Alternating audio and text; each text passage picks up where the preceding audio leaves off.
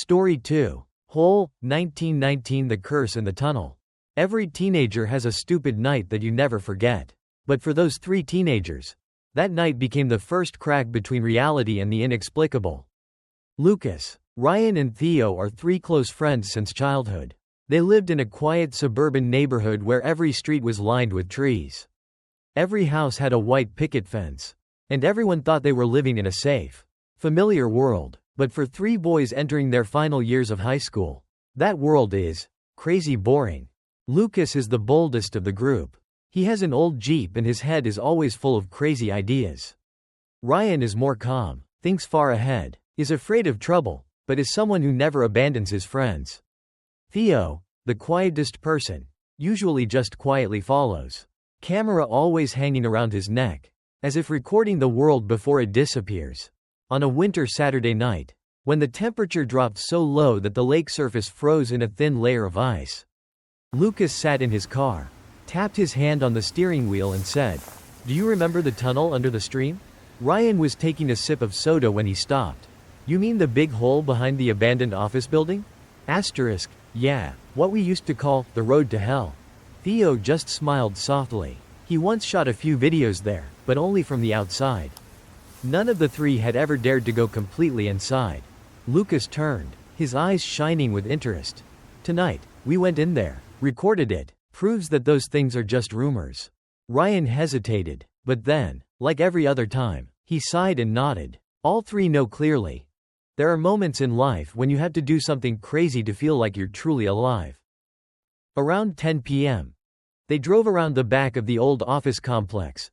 A complex that was once bustling in the 90s but is now just a shell of its past glory. The windows were shattered, the walls were covered in moss, and the "For Rent" sign was so rusted it was unreadable. Lucas turned off the car's lights from afar, then parked in a hidden corner behind the bushes. "We don't want to get arrested for trespassing." Ryan hugged his jacket tightly. He clearly felt the biting cold. The kind of cold that didn't just come from the weather, but also from something quietly in the air. They followed the narrow dirt road, walking down a slippery slope. At the foot is a small stream that is almost completely frozen. And there, between two rocky banks, covered with moss and rotten leaves, is drainage tunnel mouth. Plump, dark, and completely silent. Lucas turned on the flashlight and shined it inside. The beam of light cannot go too far. It seemed to be swallowed whole. "This is so deep," he whispered. Theo raised the camera and turned on the recording. Ryan swallowed. "Are we really going in there?" Lucas did not answer. He walked forward, flashlight in hand, and turned to look at his two friends. His eyes seemed to say, "I'm going. You guys can follow or not."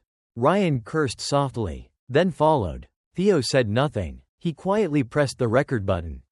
Each step echoed in the tunnel as if someone else was following closely behind. The tunnel walls were cold. Steam rising from the damp ground, smelling of metal and moss. Graffiti covered the sides, doodles. Some of them almost faded. But there was one thing that made all three stop. Last read text, June 19, 19. Painted with a steady, even stroke, as if it had just been written. No one said anything, but everyone can see what each other is thinking. What was that date? Who wrote it? And why is it so new? Ryan's hands shook a bit. Theo is still filming. Lucas suddenly calmed down. Something changed from the moment they stepped across that line. The story is not over yet. That was just the beginning of the night. But for many people, that silly decision, stepping into a place no one remembers the name of, on a very quiet winter night, is the moment but their lives take a turn from which they can never return. Maybe you've had a night like that too, where you do something for no apparent reason, just because want to feel alive. But maybe you never see anything at the end of the tunnel. Lucas, Ryan and Theo do, and they are no longer the same. Movie camera. If you see yourself among those three guys, if you've ever stood in front of a dark place and wondered, what would happen if I walked in? Then you understand them. Right finger click register channel after 0 hours to watch the next part. When their footsteps lead to a discovery that shocks, all three ran without thinking. Thumbs up like if you've ever had a stupid night that you'll never forget. Repeat button and share to remind someone. There are rumors that are more than just rumors. Sometimes, they are warnings that are forgotten. Because not all tunnels lead to where you think they go. Some, just waiting for you to enter. There are people who will stop you because they think they know what's going on. But when they leave, you truly begin to enter the unknown. The wind whistled through the bare trees as the jeep stopped near the abandoned office complex. The sun had long since disappeared, and the only remaining light was from the flickering signs in the distance, old iron bulbs that kept flashing as if they were also nervous about what was about to happen. Lucas turned off the car's engine, letting the silence fill every space in the cockpit. Ryan sat in the passenger seat, silent, fiddling with the seatbelt. Theo was sitting in the back seat, without taking his eyes off the camera screen, adjusting the recording mode for the night. "Are you okay?" Lucas asked, glancing at the rearview mirror. Ryan nodded. "But you're not okay at all. The cold no longer just comes from the weather. It lies in the feeling that this place is not just abandoned, but abandoned for some reason." They had just stepped out of the car. Headlights from another car suddenly swept past them. The cold white light cut like a blade through the darkness. "Oh no," Ryan whispered. The other car slowly approached, until all three friends clearly saw the words, "Police." Lucas tightened his grip on his backpack. Theo quickly hid the camera in his jacket. Ryan stood straight, his heart beating like a drum. The police car door opened. A young officer, seemingly not much older than them, stepped down, tall figure, facial expression not stern but tired. "It's night. What are you guys doing here?" His voice rang out clearly in the cold space. Lucas opened his mouth, but Ryan was faster. In a rare moment, he became the one to handle the situation. "We're just here to snowboard. Sir, there's a slope behind these buildings.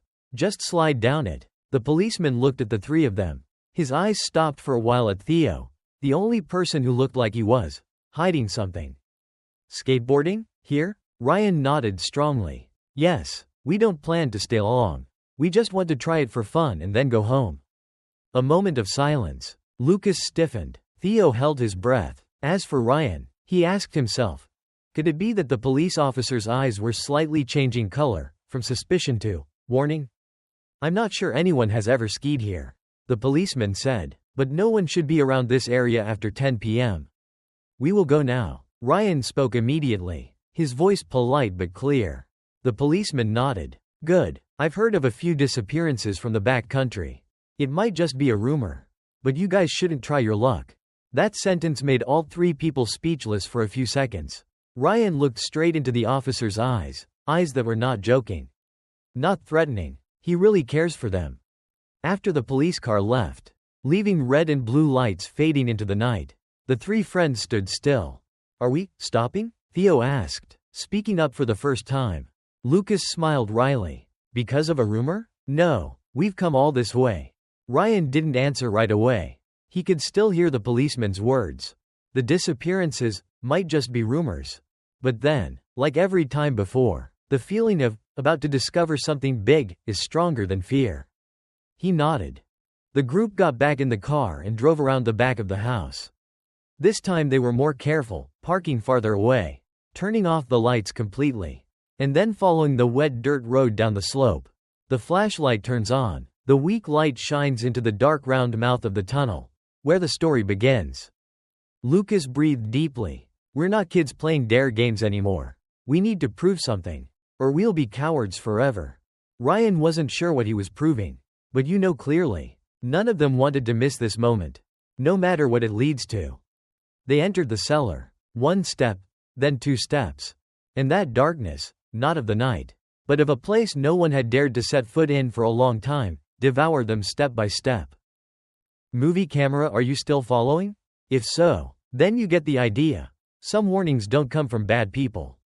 Sometimes, the best person you meet is the one who tries to stop you before it's too late. But Lucas, Ryan and Theo chose to move on. Right finger, please subscribe to the After 0 Hours channel today so you don't miss the next part, when they step deeper into the tunnel and realize there was something inside, waiting for them. Thumbs up like if you've ever encountered a moment that seemed normal, but later realized it was the last chance to turn around.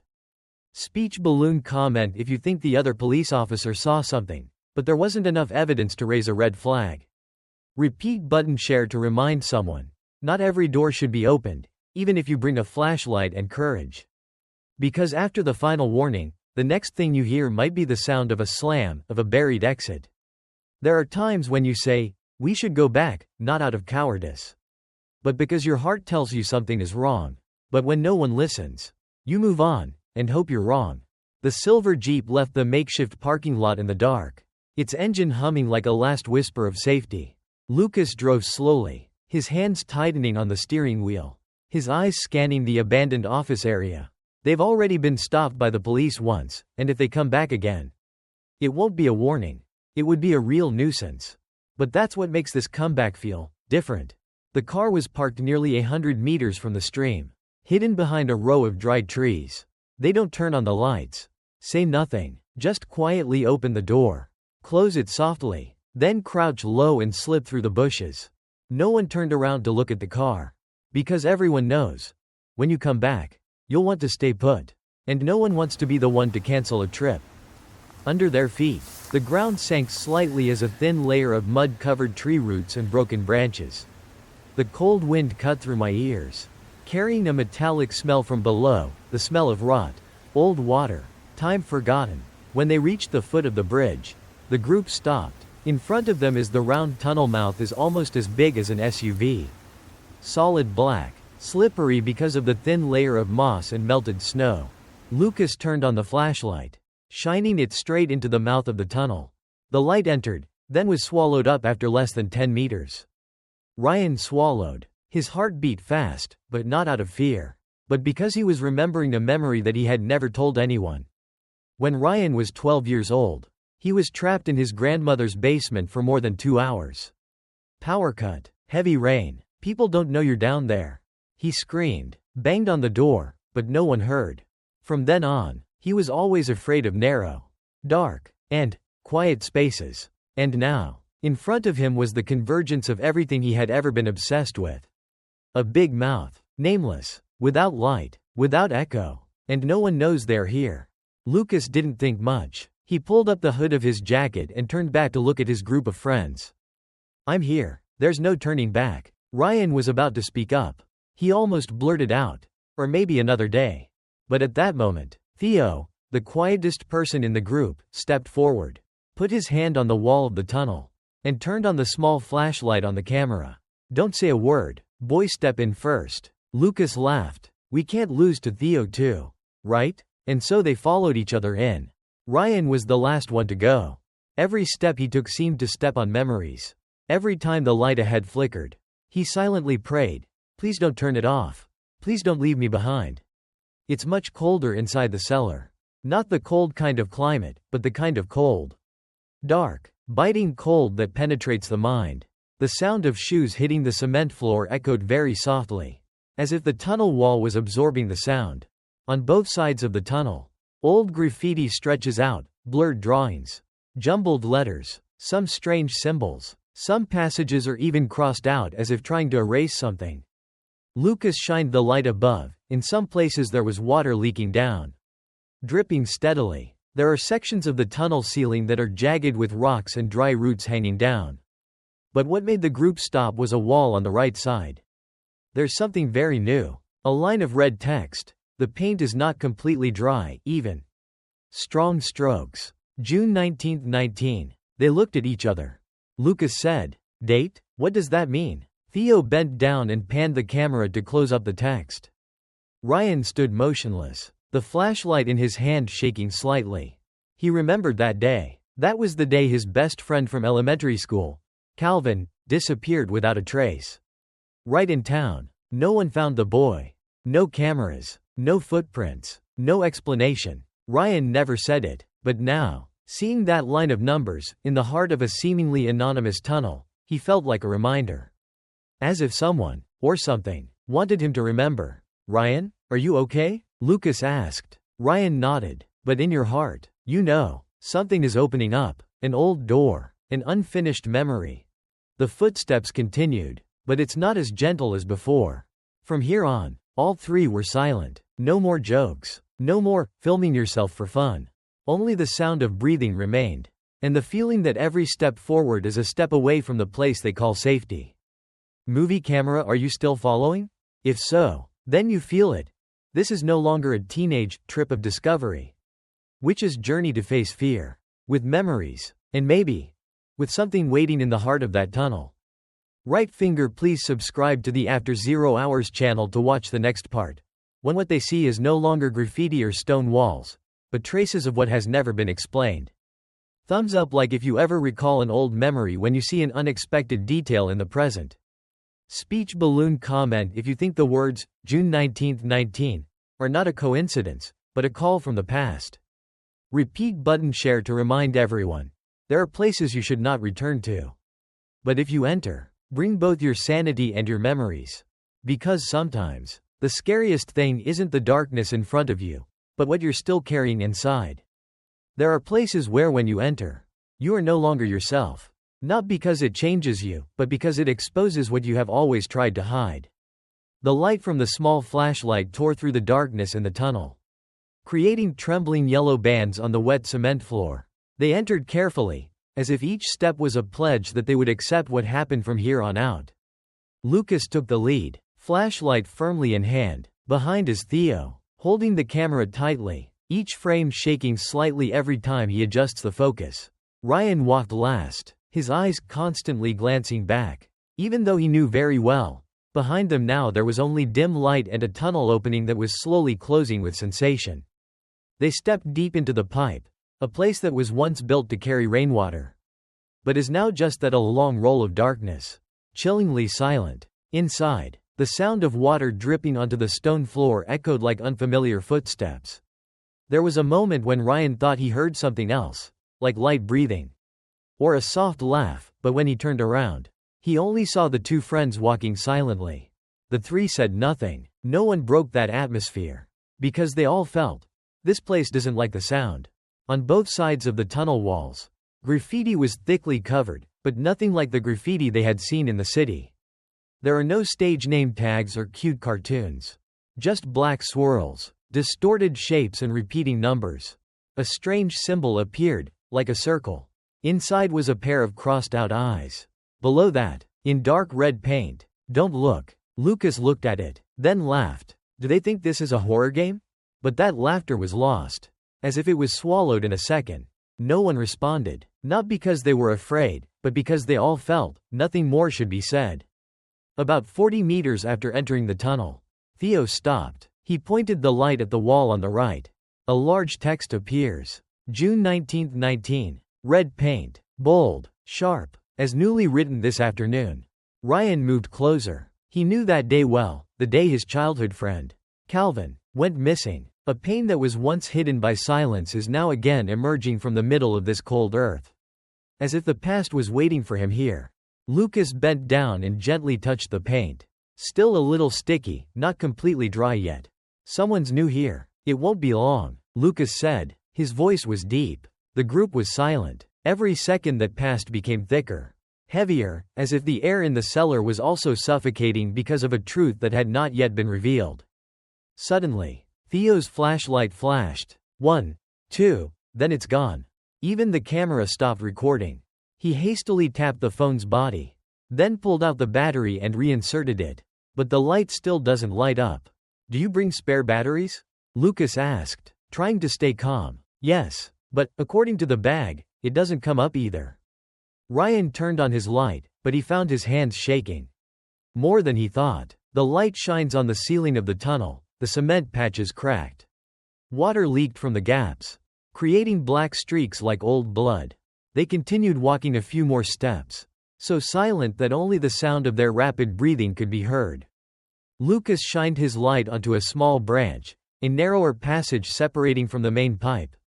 On the wall, scrawled words appeared. I can't get out of here. Ryan took a step back. He didn't want to believe it was true.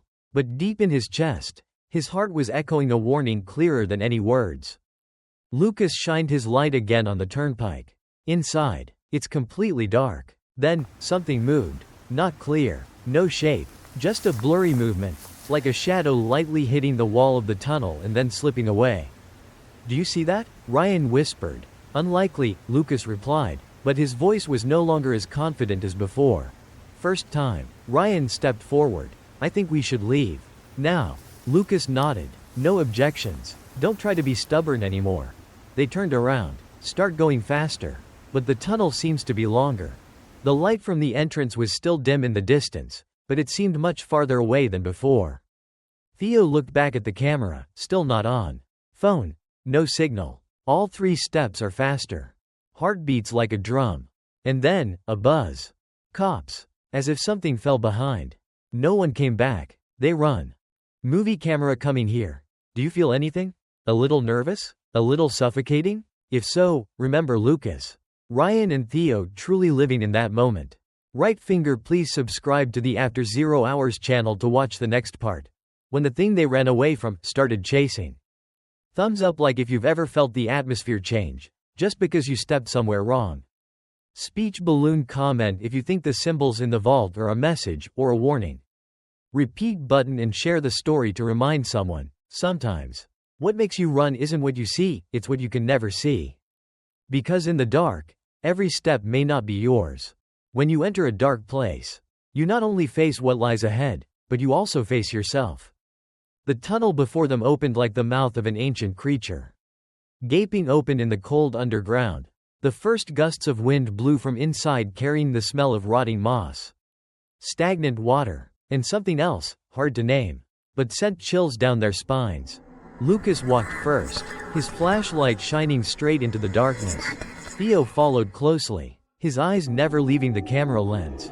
And Ryan, who was always cautious, was still the last one to go. As if he was volunteering to be a shield for the other 2 if something followed them. Just as Ryan's last step touched the cold, damp cement floor of the tunnel, outside sound immediately stopped. The wind disappeared. Insects stopped chirping. Heartbeat becomes the loudest sound that each person can hear. Each step echoed on the tunnel wall, echoing as if they were not alone. The flashlight scanned both sides of the wall. Patchy graffiti appeared with each flash of light. There are skulls, strange symbols, and scribbles. Turn back. You shouldn't be here. Lucas whistled softly. Hey, someone has artistic taste. Ryan didn't smile. He didn't say. In his heart was a very specific feeling, something he had never experienced before. But was sure of it, not fear.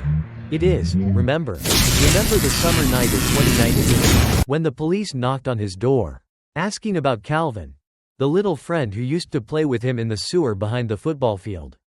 He's missing. No trace. Unobserved. No one listens. Only Ryan was the last person to see Calvin. And now, in this cold tunnel, Ryan sees again. Red text appeared in front of me, June 19, 19. He stopped. The flashlight passed by just in time to see each line of red paint still wet, flowing down like blood. Lucas, look. Lucas moved closer, shining the light close. Date? It looks really new. Theo took a close-up and said nothing. He reached out to touch it, just a little, then immediately pulled it back. It's still sticky. It's really new. Ryan sat down, staring at the text. That was the day Calvin disappeared. The 2 friends turned to look at Ryan. He never talked much about it. But now, in this tunnel, there was no point in keeping it. We used to play in a sewer near our house. One day, the boy said he wanted to go deeper. I didn't agree. I left. That day was June 19th. No one said anything for a while. Only the sound of dripping water sounded like a countdown timer. Lucas stood up first, shining his light forward. Let's move on. Maybe it's a coincidence. Maybe not. But I don't want to stop here. Ryan wasn't sure what else he wanted to know. But he nodded. Uncle, need to know. Need to be sure I'm not facing something that's been buried for 3 years.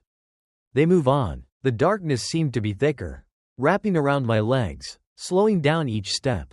A narrower tunnel appears before your eyes. Inside are peeling, damp walls, but in the middle is a drawing that looks like human eyes. Not just one, but dozens of eyes, circling around a dark spot in the middle.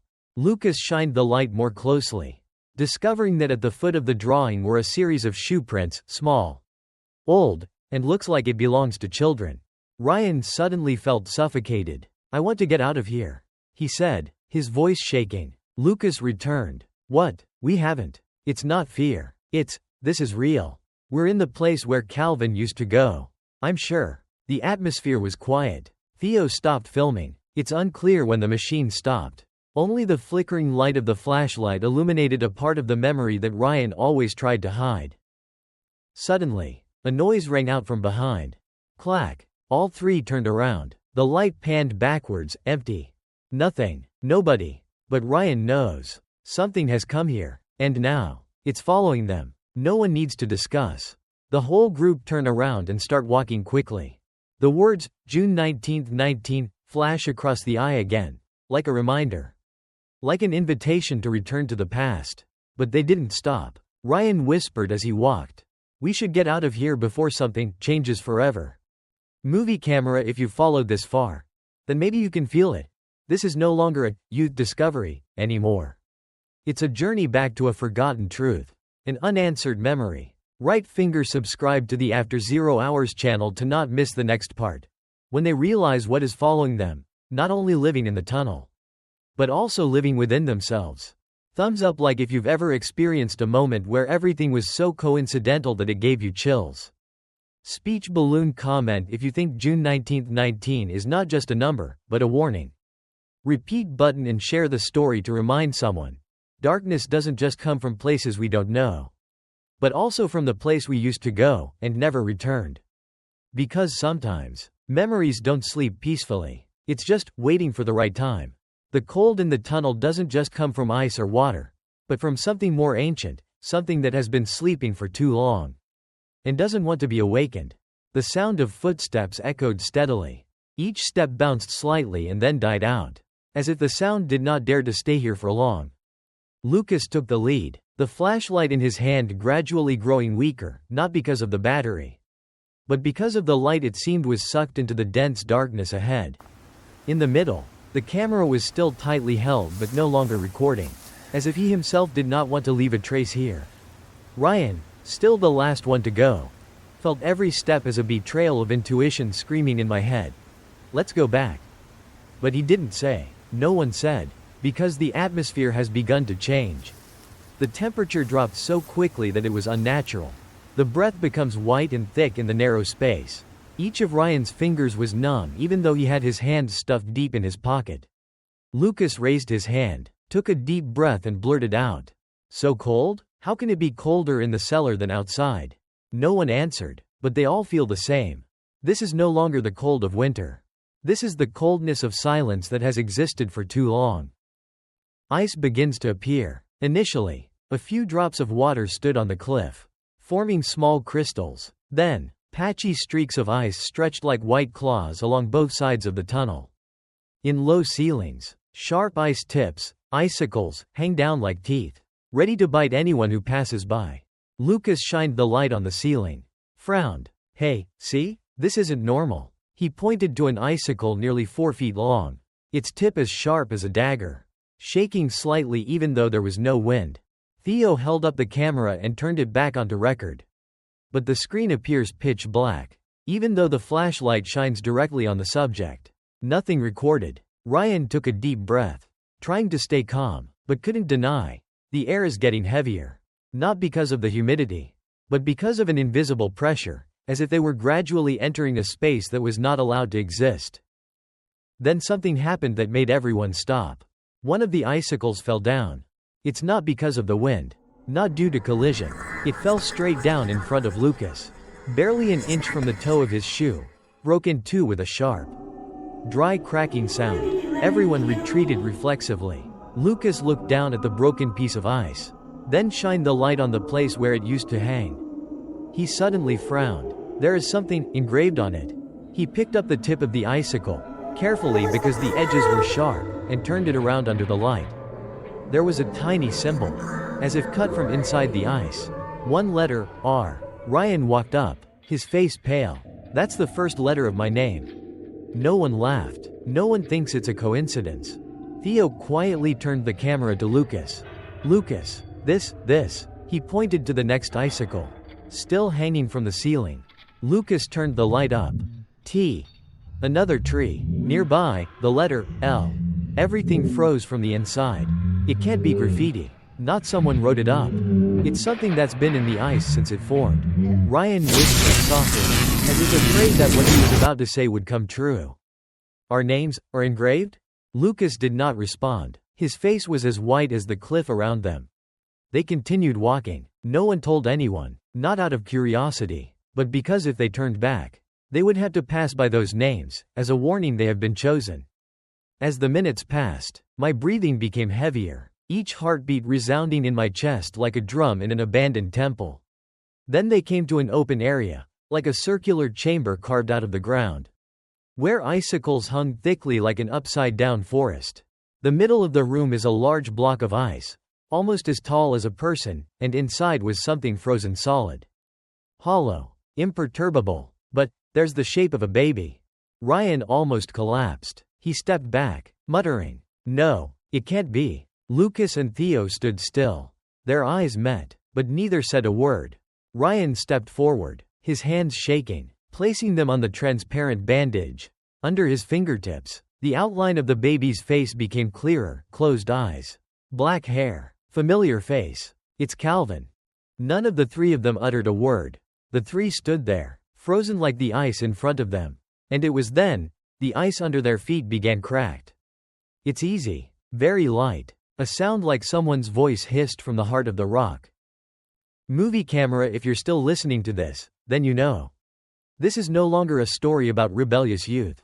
This is the story about restless memories, of buried mistakes, and of truths waiting to be revealed, even through ice. Right finger, please subscribe to the After 0 Hours channel to watch the sequel, as Ryan faces what he has been running from since he was 12 years old. Thumbs up like if you believe that sometimes the cold doesn't come from the climate, but from what we don't dare to face. Speech balloon comment if you think Calvin hasn't disappeared, but has been kept somewhere, where no one ever comes back. Repeat button share to remind everyone that there are names that, once engraved, are not meant to be remembered, but to be recalled. Because sometimes, what's frozen isn't the body, it's the memories, and that memory is melting. There are sounds that don't come from the physical world.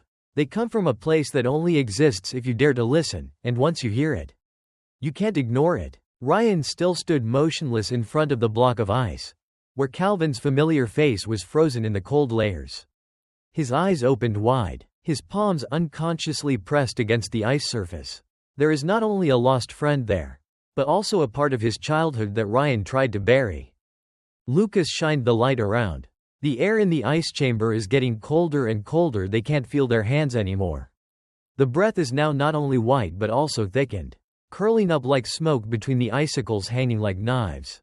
Theo still stood still, the camera hanging down at his side, his eyes never leaving the ice block. You were about to say something when, wham, a sound rang out from deep behind, heavy, dry, and completely unlike anything natural. It was like a large rock was thrown straight onto the stone floor. All three of them turned back at the same time. There are no lights over there. There is no movement, only deep darkness, and the terrifying echo still lingered in their chests. Who is it? Lucas spoke, but his voice was smaller than usual, as if he himself was afraid of being answered. No response. Just one. The silence was so thick that it felt like the thing that had just made the sound was standing right there, looking at them. Ryan stepped back, pulling his hands off the ice. He whispered, his voice hoarse, "We have to get out of here." Lucas nodded. Theo said nothing, just held the camera tightly and followed. They turned around and started running back the same way, but the tunnel was no longer the same as before. All sounds are distorted. Footsteps rang out but immediately broke apart. Lucas's flashlight started flicker, illuminated intermittently like old fluorescent lights in an abandoned hospital. Following the first fall, tripping into an icy puddle, sliding and hitting the cement floor hard. The camera flew away. The light from it went out. Lucas turned around to help you, his hands shaking but not abandoning anyone. "Are you okay?" Theo nodded, even though his cheek was grazed. Blood dripped down, freezing almost immediately because of the cold. Ryan stood a few meters away from them, shining his light behind, and saw something move. Hollow. No people. No shape. Just a shadow, crawling over the darkness. He shouted, "Run!" Lucas pulled Theo up and the three of them started rush towards the light at the end of the tunnel, where the mouth of the tunnel still glimmers like the last hope. Lucas's flashlight turned it off completely. Now that's all that's left, the weak light from Ryan's phone. Enough to see every piece of broken wall, every fallen icicle in front, and every dim shadow moving behind. They ran, bumped into each other, slipped and fell. Blood splattered from their knees, from their palms, but no one stopped. Every step is like stepping on the boundary between living and not coming back. A sound rang out again. Not a bang, like at first. It's a breathing sound, hiss, almost, right at the nape of the neck. Ryan turned around mid-run, and in that moment, the light from his phone shone straight into a distorted face, not clearly human, passed behind Theo. Its eyes have no pupils. Its mouth opened but no sound came out. And it slid without touching the ground. Ryan shouted. He doesn't remember what he shouted. Could be named Calvin. Maybe, watch out. Maybe just a meaningless scream. But it was that scream pull everyone out of the paralyzed state of panic. They see the light. The tunnel mouth is ahead. The night wind poured in like a loved one's hand embracing someone who had just escaped death. They tumbled out of there, slipping in the mud, rolling around in the rocks and snow, and then lying face down on the ground, panting, no longer caring about the mud or pain. No one said anything for several minutes. There was only the sound of breathing, crying sound in the throat, and the sound of the wind blowing through the dry trees. After calming down, Theo stammered and asked, "What is that?" Ryan shook his head. "You don't know, but you know one thing. It's not human." Lucas pulled his phone out of his pocket. Broken screen, no signal, but in memory there is still the first video. The recording of the words, June 19, 19, and the cold in the tunnel. "I will never go back," Ryan said, his eyes still not leaving the mouth of the tunnel. Lucas nodded. Theo sat down, holding his head, tears falling silently. Movie camera, if you're listening this far, you get the idea. There are places you enter out of curiosity, but when you leave, you take a piece of it with you. Right finger, please subscribe to the After 0 Hours channel to watch the next part, when the group thinks they have escaped. But the dreams begin to change, and Calvin begins to appear, in sleep. Thumbs up like if you believe that a simple sound can change a life. Speech balloon comment if you think that thing that made that noise never left them. Repeat button share to remind someone, sometimes. What's scary isn't the sound, it's the silence that follows, when you know it's waiting for you to continue speaking.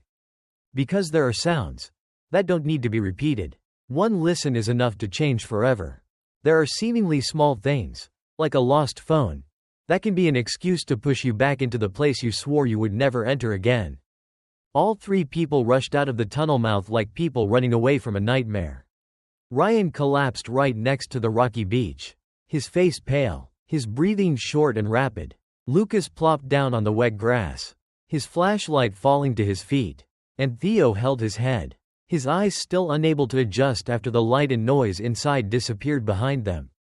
They didn't say anything. Everyone is trying to console themselves that it's okay, safe, that terrible thing no longer follows them. Until Beck, now breathing evenly, pat my thigh. "Phone." Lucas raised his head. "What?" "My phone fell in the basement." Ryan sat up straight, as if he had been doused with cold water. "Are you sure?" Beck searched his shirt and pants pockets, then shook his head. "Sure, I held it while we ran. But when I missed the icicles, they must have fallen." No one said anything right away. Silence suddenly returned, this time not because of the tunnel, but because of there was real confusion in the eyes of all three. Beck stood up. "I have to go back." "Or not," Lucas said immediately. "There is no such thing." Ryan chimed in. "Are you crazy? I'd rather lose my car and my wallet than step into that thing again." Beck was silent for a few seconds. Then he said, his voice not loud, but full of determination, "That phone was left behind by my mother.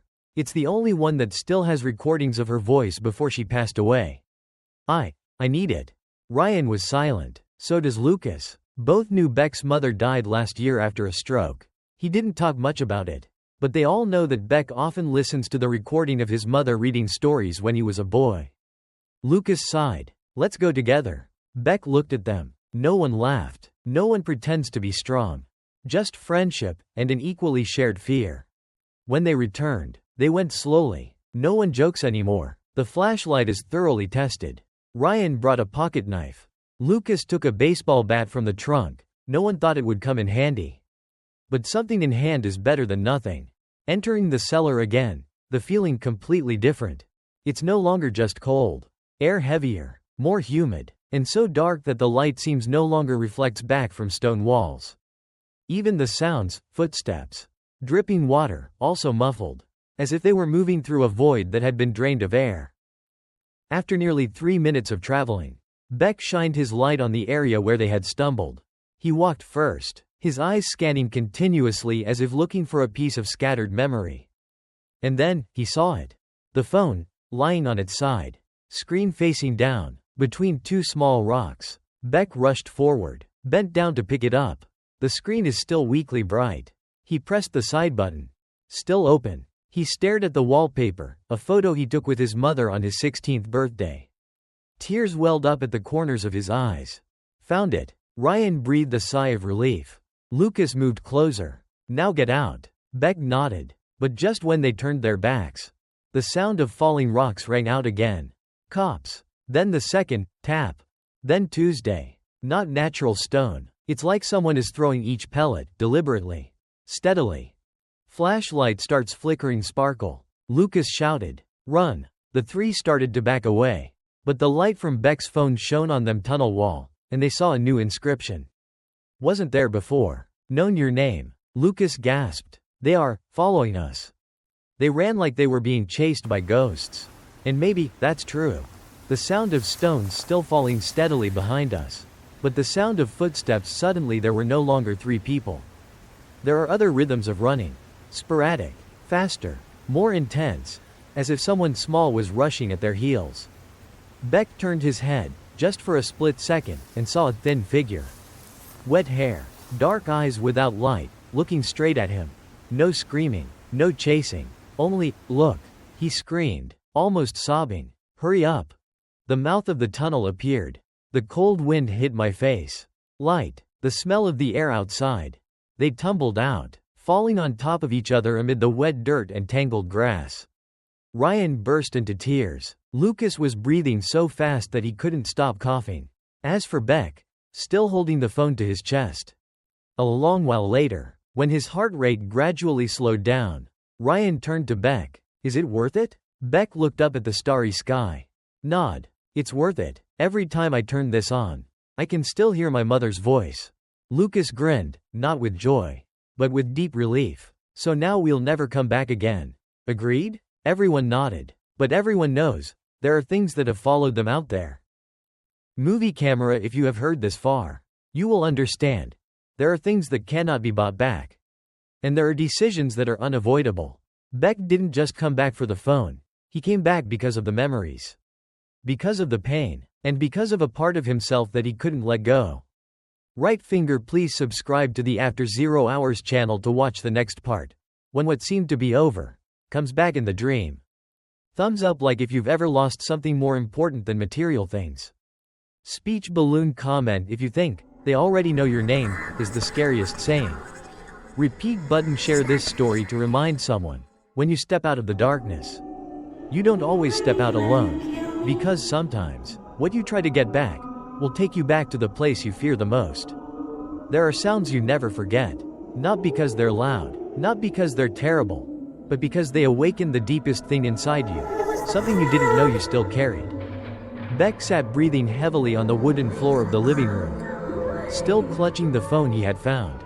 His father stood next to him, his hand gently placed on his son's shoulder. No one said anything for several minutes after Beck told him everything. From the moment they entered the tunnel, to the block of ice shaped like Calvin, to the inhuman hissing sound, and even the footsteps chasing them in the darkness. Father Beck did not ask any more questions. He neither laughed nor scolded. Just sit down, quietly, still holding his shoulder. There are things that don't need an explanation. Just listen and believe that fear is real. That night, all three people in the house slept restlessly. Beck woke up several times midway. Every time he fell asleep, he saw the image of Calvin's eyes, eyes that weren't angry. Didn't blame, just looked, as if he was carrying a silence that no one had been willing to say for the past 3 years.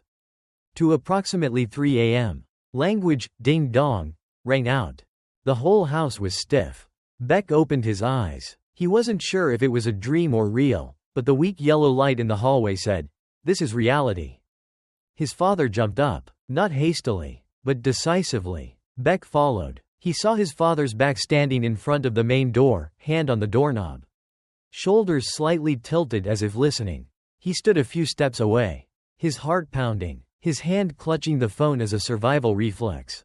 The door opens. Nobody. Just the cold wind blew through the trees in the front yard. The sound of dry branches rubbing against the eaves. And an empty yard. No sign of people. No sound of steps. No message. Only small piece of paper placed it right on the doorstep. Father Beck bent down to pick it up. Then gave it to his son. On the paper, there was only one sentence handwritten in black ink. You shouldn't see it. They reported to the police. There were people patrolling the compound that night. But nothing unusual was detected. None of the neighbor cameras recorded clear images. No footprints. No strange cars. Nothing. The next 3 days passed in eerie silence. Beck no longer sleeps deeply. Lucas and Ryan also had almost no contact. Each person is engulfed in their own confusion, about the truth. About memory. And about the price of entering a place that should not be touched. But then, strange things started happening. Not a ghost. Not a supernatural phenomenon. Which is, relief. A week later, Beck began to sleep more peacefully. One evening, he sat in his room and played back the recording of his mother's voice, the thing he had risked his life to return to retrieve. And for the first time, you listen without crying. Lucas proactively sent a message. Are you okay? We're still alive. I think that's enough. Ryan sent the group a photo of the first page of his diary, the page he wrote the day Calvin disappeared. For the first time in 3 years, Ryan crossed out the line, I left you alone. And Theo posted a short video from the camera online. Just graffiti scenes, not recording scary stuff. But the description below says, there are things that don't need to be looked back. Just admit that they existed. Calvin has not been found. But Beck understood, what he saw in the ice was not a body, but a symbol of what had never been said. The night they returned, the night they faced darkness, memory, and silence, did not liberate anyone, but has opened up something important, that no one has to keep their fears alone anymore. 1 year later, Beck, Lucas, Ryan and Theo returned to the sewer area. Not to get in, but to put one small memorial stone to Calvin. The friend they once laughed with, once forgot, and now, no one wants to hide in the dark anymore. Small stone stele, engraved with simple words. Calvin, we still miss you. Not because of what happened, but because you were a part of our childhood that we don't want to lose. The group is no longer afraid. They still remember, still haunted. But now, the memories no longer weigh heavily. It becomes the way to grow, not by forgetting, but by accepting. Movie camera, if you've heard this far, then you've been with them through every step, from curiosity to fear, to quietly facing them. And if you've ever lost someone, ever hidden something inside, then this story is for you. Right finger, please subscribe to the After 0 Hours channel so as not to miss the true stories. The secrets told with sincere emotions, because sometimes, the scariest thing is not the darkness, but the fact that no one will talk about it. Thumbs up like if you believe that memories, even painful, are also a part of helping us grow. Speech balloon comment if you have ever dreamed of someone who is no longer present, but is still always there, in your heart, in your memories. Repeat button, and please share this story if you know someone who also has an unspoken fear. Because sometimes, the bravest thing is to turn around, face it, and come out with a more intact heart.